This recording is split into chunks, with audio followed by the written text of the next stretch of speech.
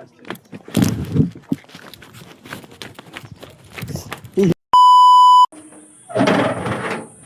Hello guys, good morning, welcome to my mean blog. আজকে আমাদের ছাদে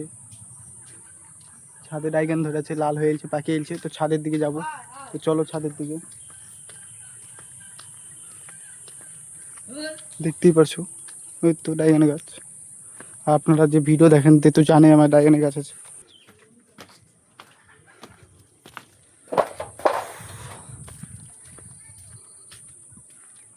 দেখতেই পারছেন গাইজ, প্যাকেছে মেলায়।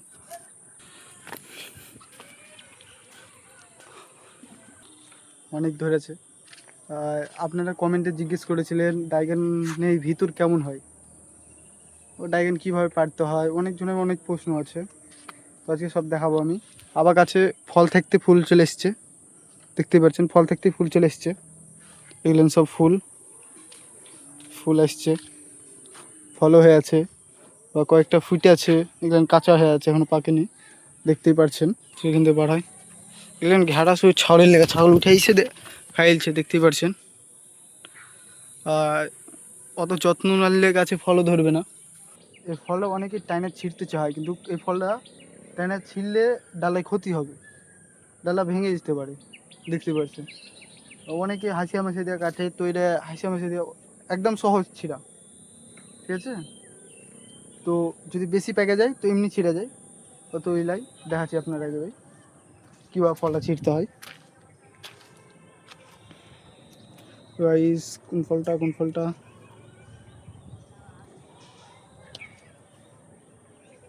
তো গাইস আমি এই ফলটা ছিঁড়বো এখন, ঠিক আছে। এই ফলটা ছিঁড়ে আপনার আগে দেখাচ্ছি।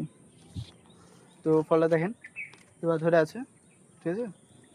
এদিক করে দেখেন তো ভালো দেখতে পাবেন। এইভাবে ফলটা এইভাবে কেউ ছিঁড়বেন না, এইভাবে ঘুরিয়ে ঘুরিয়ে ছিঁড়বেন। ফলটা একদম সহজে ছিঁড়ে গেলো, দেখতে পাচ্ছেন তো। আর এই ফলটা ভিতর দেখতে চান তো ভিতর দেখাবো ভালো করে। তো হ্যালো গাইস, দেখতে পাচ্ছেন আর ভিতর আপনাকে দেখাবো এখন খায়া। তো গাইস দেখতে পাচ্ছ আর ভিতর কেমন। আর ভিতর হলো লাল টকটকে লাল ছাড়া কিছুই নাই। তো এখন ফল খেতে গেলে গাছ লাগাতে হবে, বুঝতেই পারছো। গাইস ভাই মিষ্টি